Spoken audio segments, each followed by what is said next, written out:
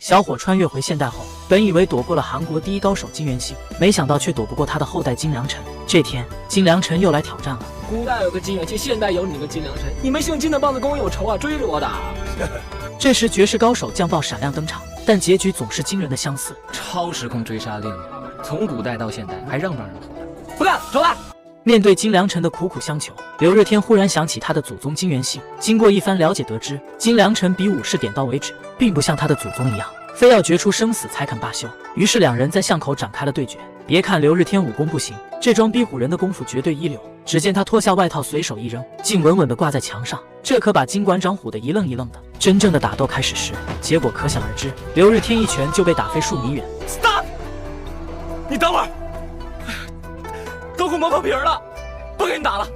那个我渴了，就给我买杯饮料去吧。喝完了我正式跟你比武啊！两人坐在台阶上喝饮料，刘日天竟然发现金良辰是个红绿色盲。回想金良辰刚才的招式，和他祖宗金元信一模一样。随着刘日天的邪魅一笑，他终于想出了对抗金元信的方法。之后，他不断和金良辰过招，准备摸清金刚拳的所有招式，再穿越回去和金元信进行对决。而另一边，东方玉还在为刘日天的死去而伤心。我就不相信他是被火烧死的，他慕容浩是纸糊的，烧完了连撮灰都不剩下。玉儿，你别被他骗啊！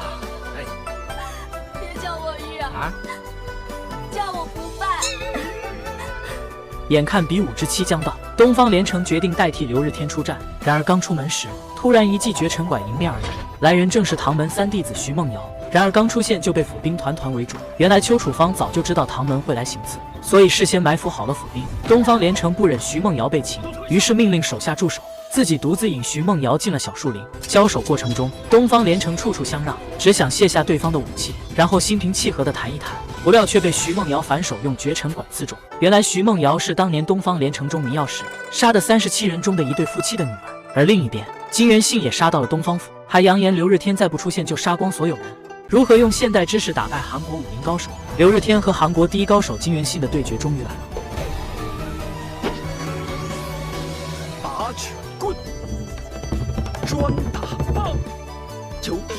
随着金元信的一声怒吼，双方大战一触即发。金元信手持青龙大刀，招招凌厉狠辣，刘日天只能被迫抵挡，一直处于下风。金元信趁势猛攻，将刘日天挑飞，重重的摔在地上。紧接着再补上全力一击，刘日天瞬间被击退数十米远，重重的撞在竹子之上。刘日天反应过来之后，决定改变战术。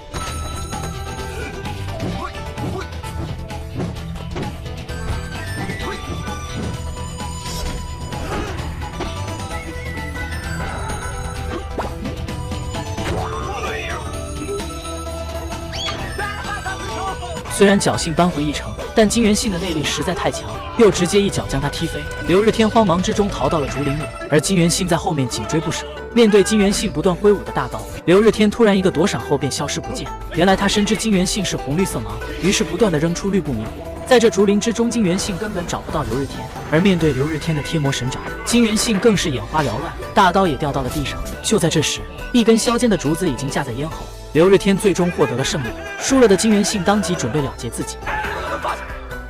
你怎么没认死呢？你对得起你爸妈吗？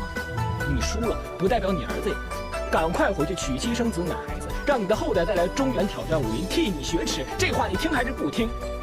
刘日天深知，如果金元信死了，金良辰也就消失了。为了不改变历史，他让金元信以后比武都点到为止。而另一边，东方连城中了徐梦瑶的绝尘拐后，没想到拐上涂有剧毒。就在徐梦瑶准备了劫东方连城时，燕玉峰突然杀出，打跑了徐梦瑶。此时同门师兄也赶了过来。师傅果然没有猜错，这东方连城对此女子心有顾忌，故对她不肯下杀手。这东方连城现在已经中毒，他现在一死，你的天下可就是我们的了。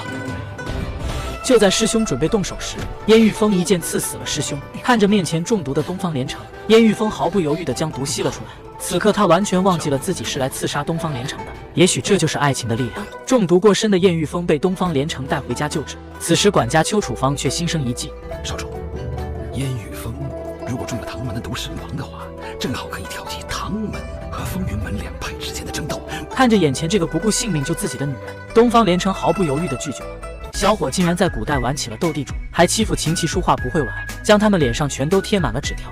不是我说，这撩妹的功夫要是我也行。正当他们玩得正开心的时候，东方玉走了过来，还让琴棋书画先行离开。原来自从上次刘日天捏了东方玉的脸之后，东方玉一直想要讨个说法，其实就是想让刘日天表个态。不就是摸了一下你的脸吗？怎么了？少侠，你这样对我，要是不给个说法，你让我以后怎么出去见人啊？刘日天这才明白身处的是封建社会，虽然东方玉和女神像倩倩长得很像，但两人不能混为一谈。既然东方玉只是想要个说法，于是刘日天灵机一动，跪下！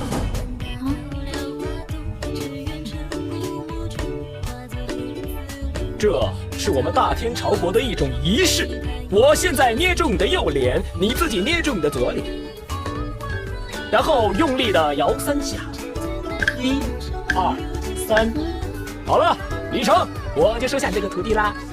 东方玉摇身一变成了自己徒弟，而另外一边，为了庆祝刘日天大败高丽第一武者，东方连城决定让刘日天做四海盟的堂主，地位仅次于东方连城。当了堂主就要有一个霸气的名字，既然自己可以自由穿梭时空，天地任我行，那就叫任天堂吧。然而当了堂主身边却没有一个马仔，竟然还要自己去招募。这时包子铺4兄弟前来报道，原来是邱管家介绍来的。刘日天深知邱管家是个无利不起早的家伙，一猜就知道邱管家准是看上包子铺老板娘了。既然有了马仔，那一定要起一个响亮的名字。你们就是 Hero 4，从此你们就是平乐 H4。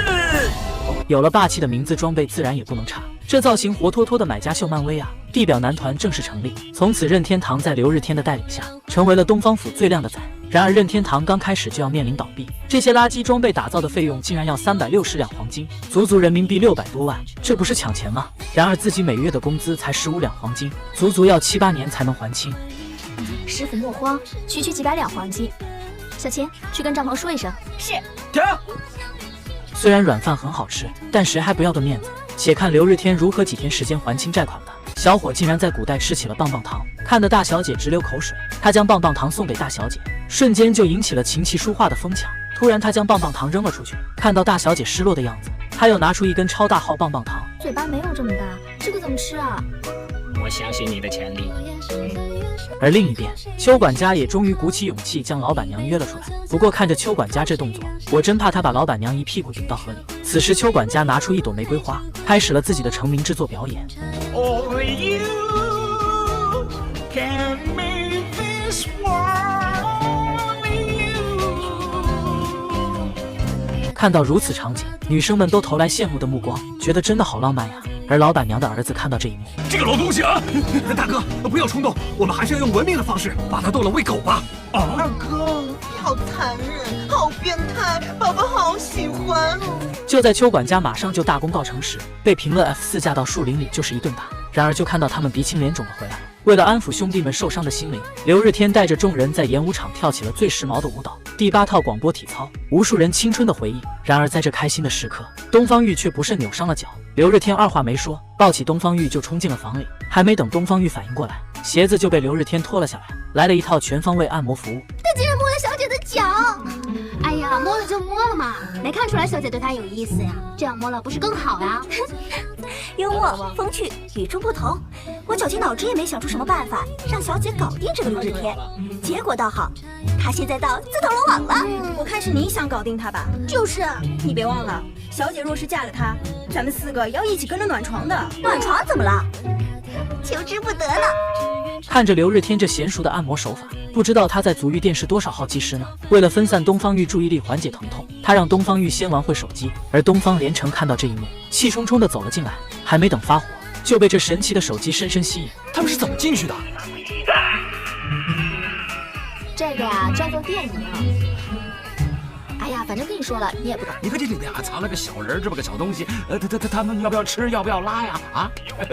刘日天看按摩的许久也不见好，准备去拿药酒试一试。东方玉此时也向哥哥吐露心声，想让哥哥替他向刘日天提亲。东方连城把提亲这件事情讲给燕玉峰，想让他提点意见。就在这时，刘日天突然冒出来打断，听到提亲还以为有喜酒可以喝，殊不知自己就是提亲的对象。